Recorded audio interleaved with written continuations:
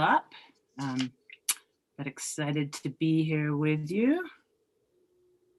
I'm going to go ahead and start. And welcome to Welcome Change. It's a bi-weekly, soon to be weekly conversation series among Ashoka Fellows. And today's topic is the new longevity, making change across generations. My name's Jill Vialet, and I am here with Marc Freedman, who is the CEO and president of Encore.org, one of the nation's leading experts on longevity revolution, and the author of 5 books, count them 5. His most recent, How to Live Forever, The Enduring Power of Connecting the Generations, which I happily just finished last week and highly recommend, having even read all your other books. I really, really enjoyed it. So Marc, welcome, and it's great to be here with you. Thanks, Jill. I'm so grateful. I feel like we get a chance to go live with our 30-year conversation that began playing mini golf. Much younger versions of ourselves. Well, quick housekeeping thing. We're going to be chatting for about 30 minutes today, and about 20 minutes in, I'll be checking the Q&A. So if you do have a question as a person out in the audience, please feel free to chat those in. And I also just wanted to extend a welcome to everybody who's joining us today. I believe my mother is here. A lot of our colleagues, friends, and families are here as well. And just Marc, it's a tribute, I think, to you and the work you've done over all these years, how many humans were like, ooh, pick me, I wanna listen. So speaking of our 30-year friendship, I wanted to jump in kind of with your start.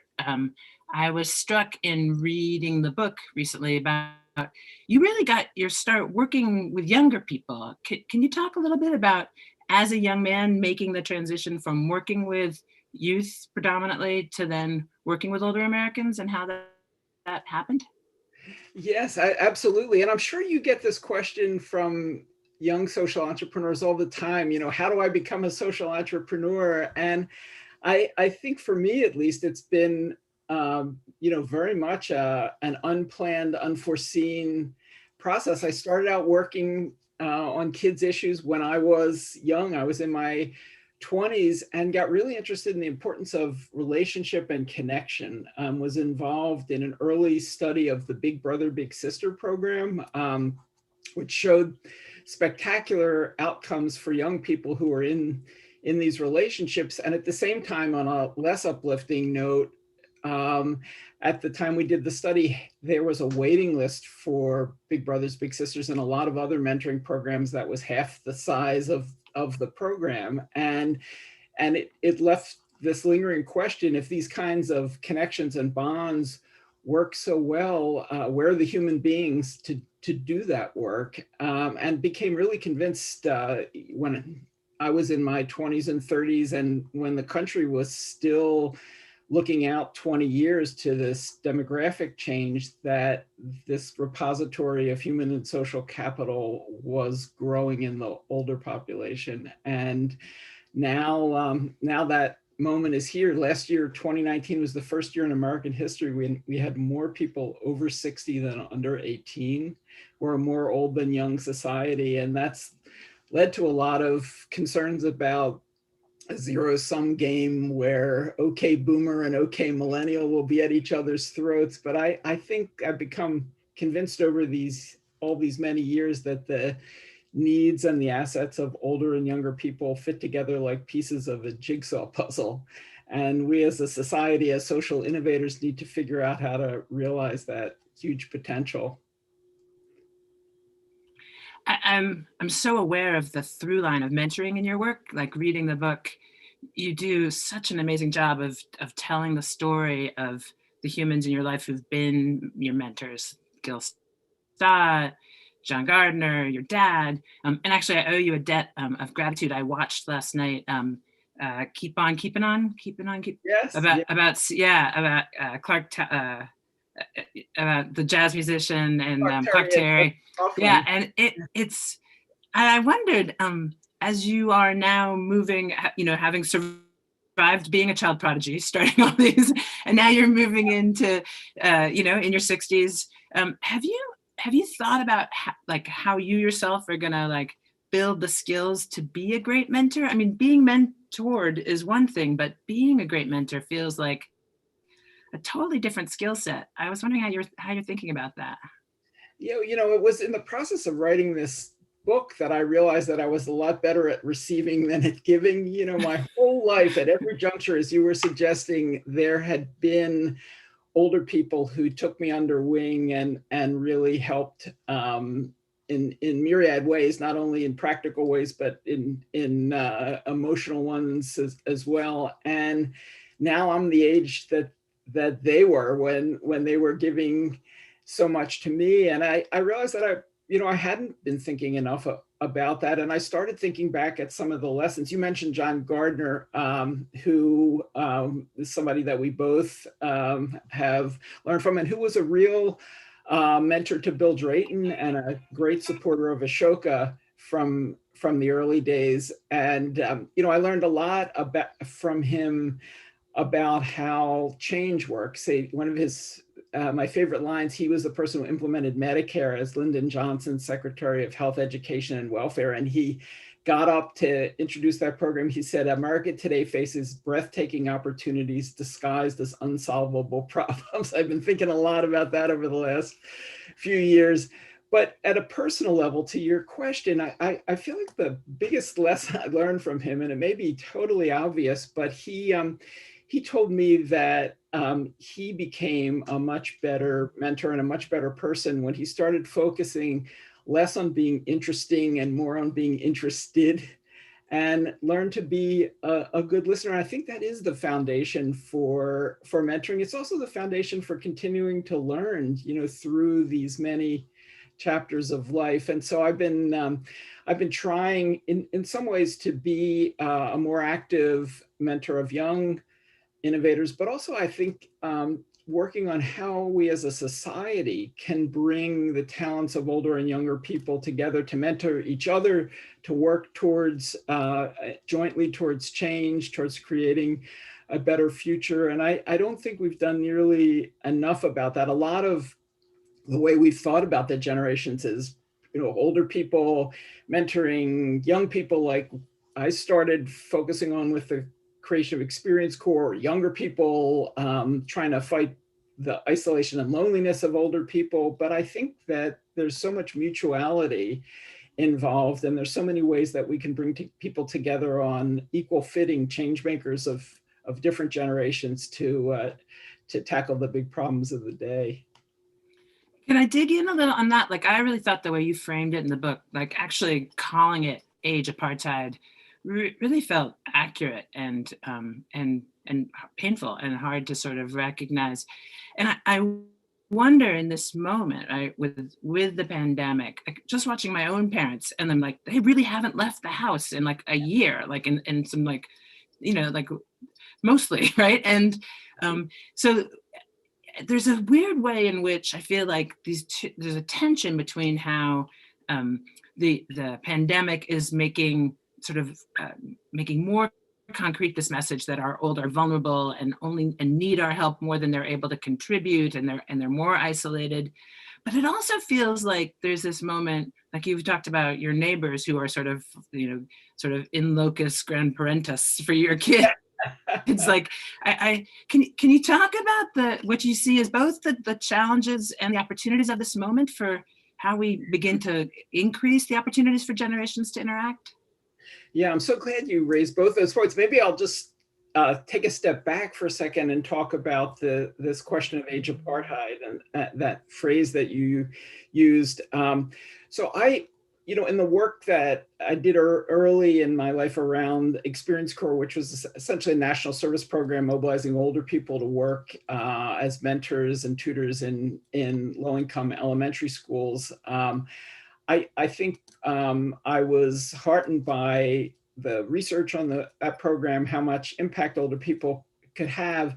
But I think I was really depressed by the fact that we needed a program to do that. Why wasn't this happening naturally in the conduct of daily life? So I went back rummaging through history in this country, in the United States, and discovered that we began the 20th century in America as the most age-integrated society in the world, or one of the most age-integrated, and ended it as one of the most age-segregated in this state of age apartheid. And It was oftentimes for really positive reasons. We thought it would be more efficient to educate young people together, and we thought it would be better to lure older people out of the workplace during the Great Depression when youth unemployment was really high.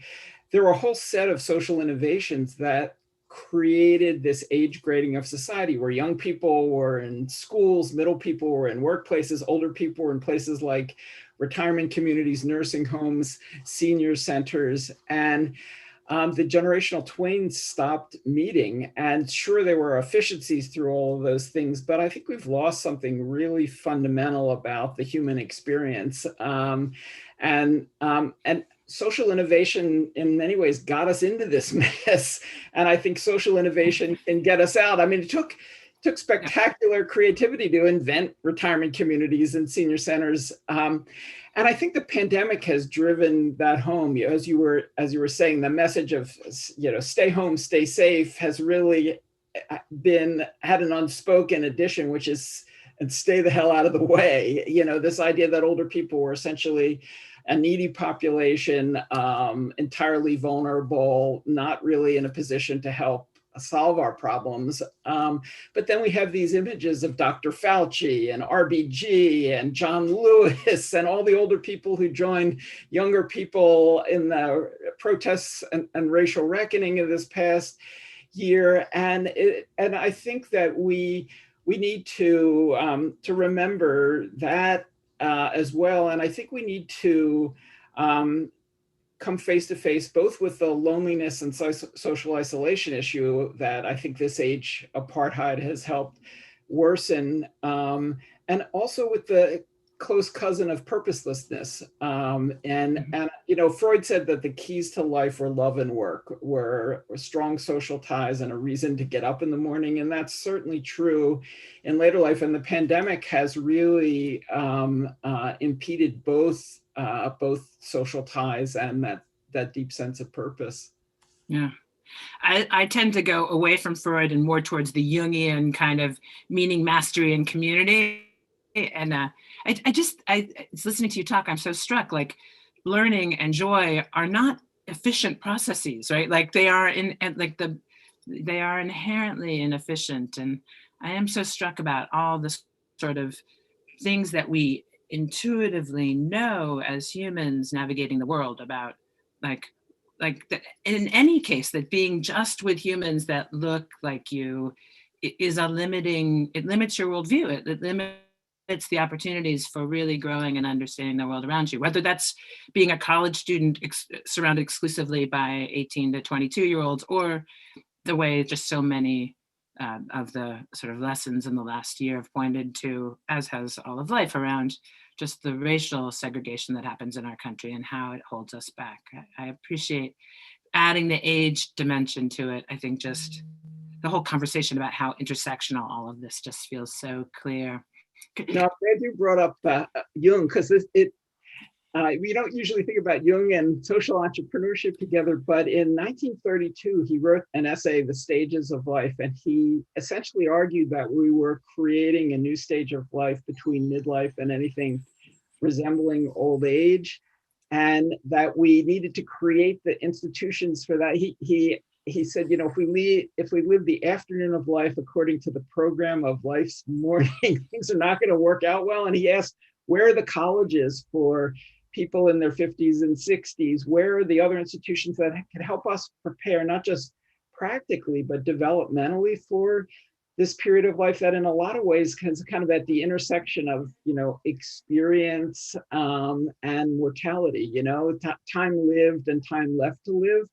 And that I think, so many people these days are trying to figure out on their own how to navigate this period of life. That's like the creation of adolescence 100 years ago, but is happening at the other end of the life spectrum. So I think Jung has a lot, just probably a lot more than Freud about this period. Hey, I saw recently that your coworker Phyllis Siegel, your colleague, had submitted.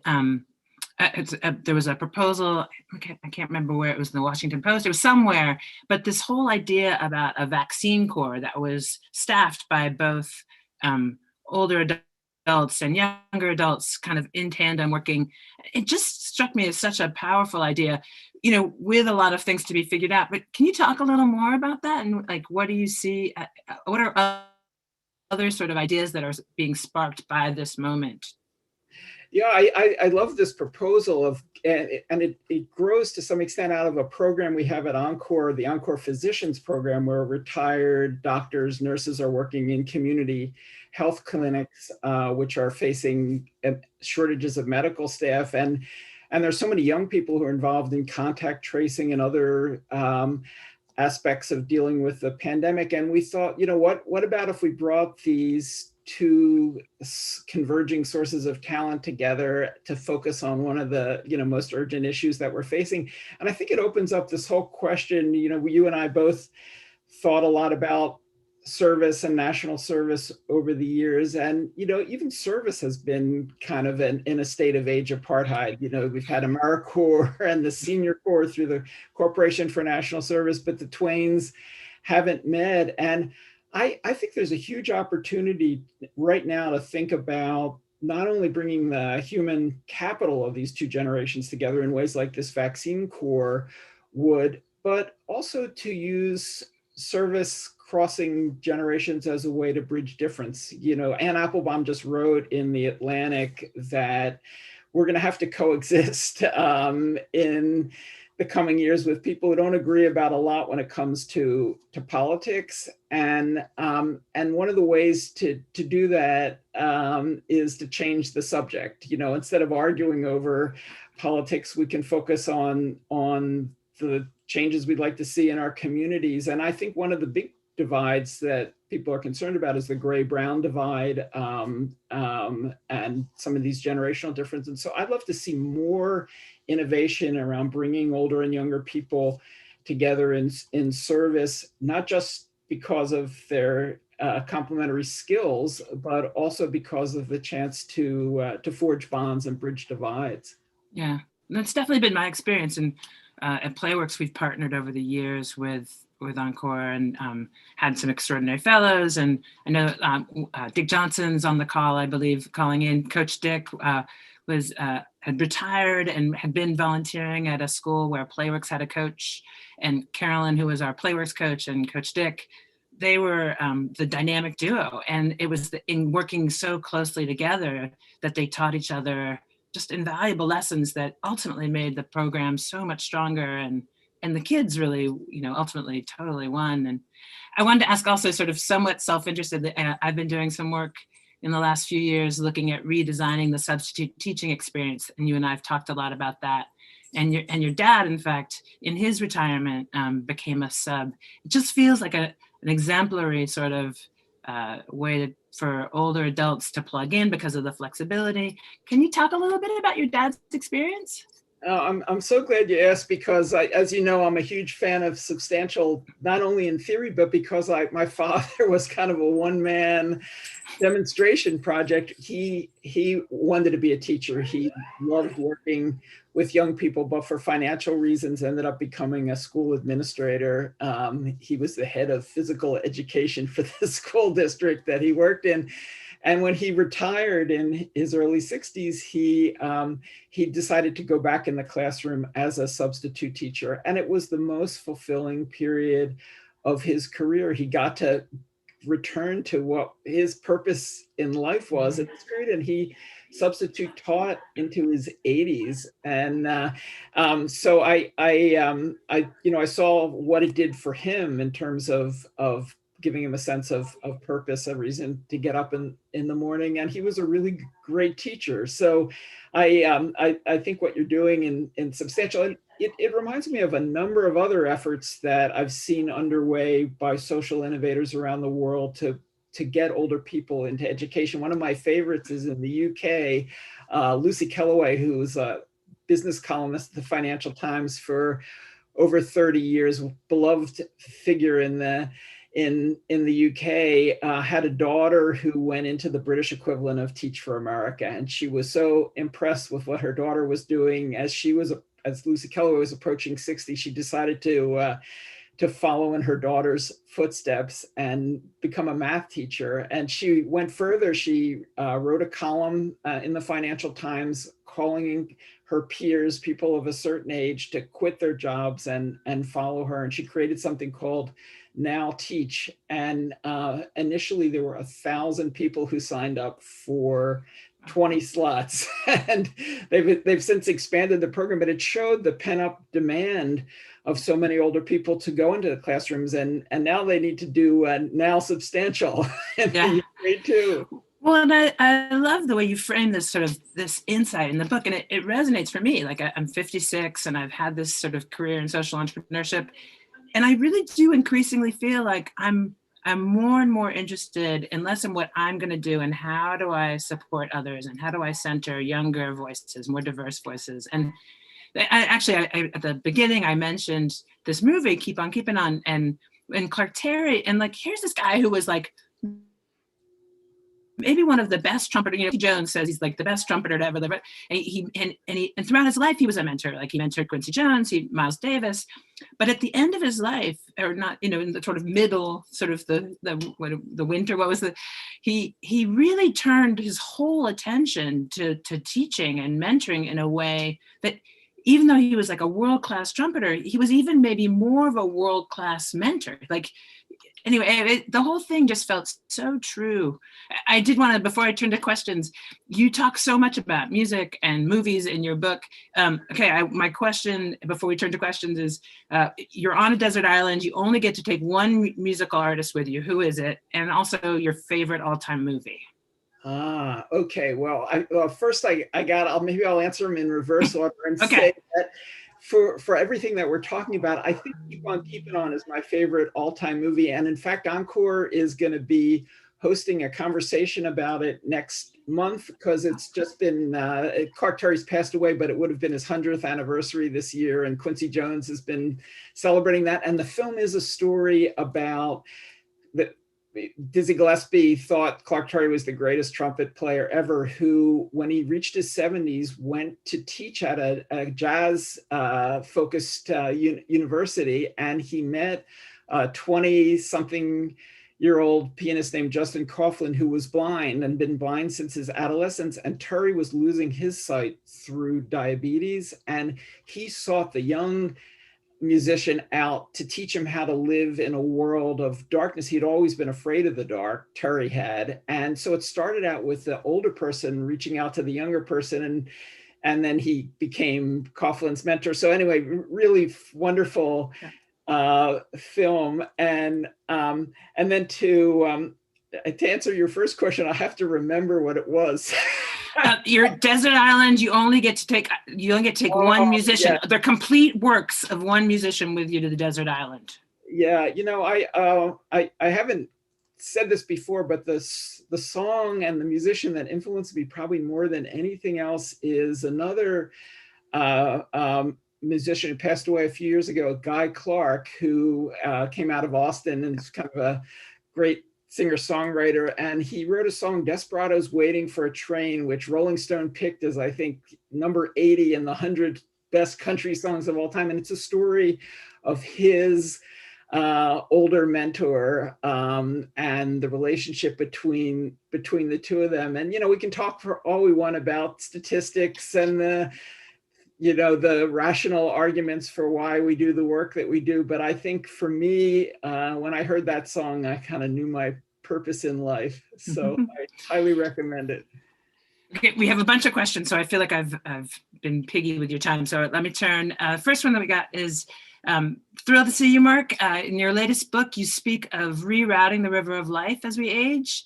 And so Donna is asking for advice for Encoreans who face a range of tributaries. What criteria would you suggest to select the best, most fulfilling tributary?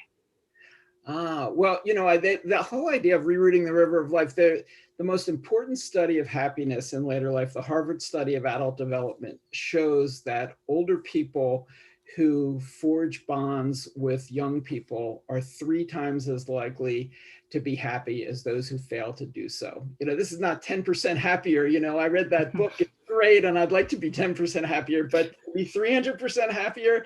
And it left me with this, George Vialet, the Harvard psychiatrist who did the study, says biology flows downhill, that it's fundamental to human nature. And it's part of our, cultural heritage as well. Almost every tradition, there's a Greek proverb, society grows great when older people plant trees under whose shade they shall never sit. And so I think rather than trying so hard to be young, which society tells us to have this second childhood in our golden years, we need to be there for those who actually are. And so the tributary, so I think instead of trying so hard to swim upstream, we need to flow downhill.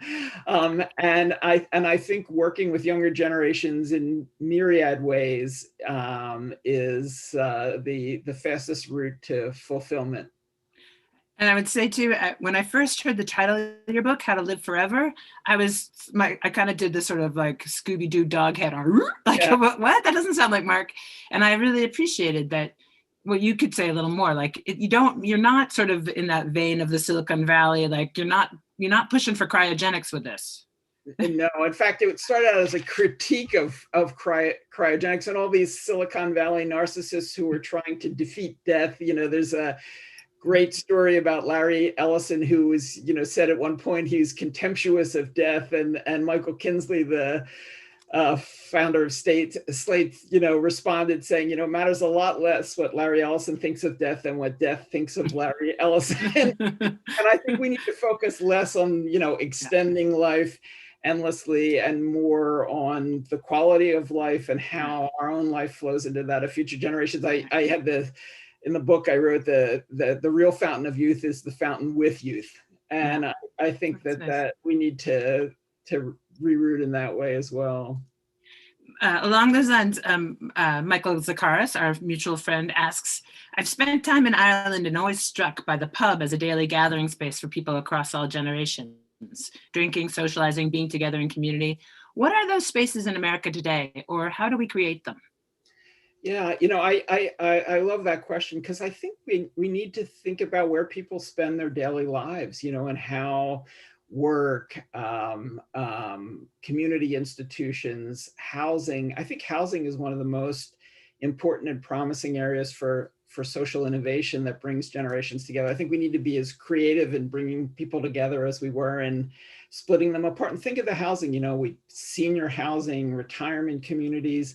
And now a group of social entrepreneurs all over the world, I think, is tackling, a whole set of these institutions of daily life. But some of my favorites in here in the States, there's a group called Nesterly, which is turning the sharing economy into bringing generations together, trying to pair older people who have room to spare in their houses, but need help doing chores and and young people who are living in expensive markets, could use a break in rent. So they're bringing them together initially in Boston and now in other communities, Columbus, Ohio. And it turns out what starts out in efficiency, an exchange of services and space, ends up in humanity, in these relationships that form.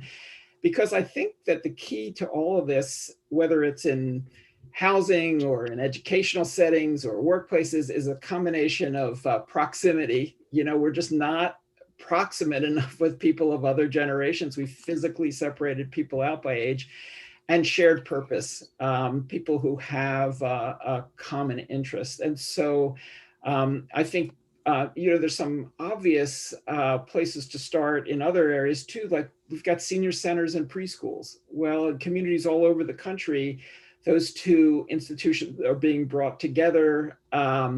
We need to think of how we can bring existing institutions together and create entirely new ones that provide for age mixing and connection. There are a number of questions, and I'll consolidate for sort of one final question. There are a number of people who are basically saying, totally get it, like sign me up. But I think there is this tension, right? Because the organic opportunities seem to have fallen away, as you're describing. It's not as easy. So what would you suggest to folks?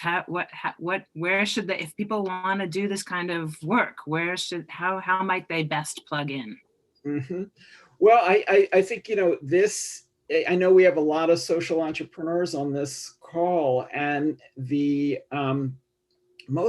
when I first became an Ashoka Fellow, nobody's working on aging and longevity issues, and now it's really heartening. Ashoka's got a next partner in the Next Now initiative, and there are so many innovators, including young innovators, who are working on these issues. But I think still overwhelmingly it's around meeting the needs of older people, and I'd like to see more social entrepreneurs of all ages who are focused on bringing people together in daily life, to go to Michael's important question. So I think we need to create these pathways and opportunities for connection, because it's difficult to just heroically make it happen on our own.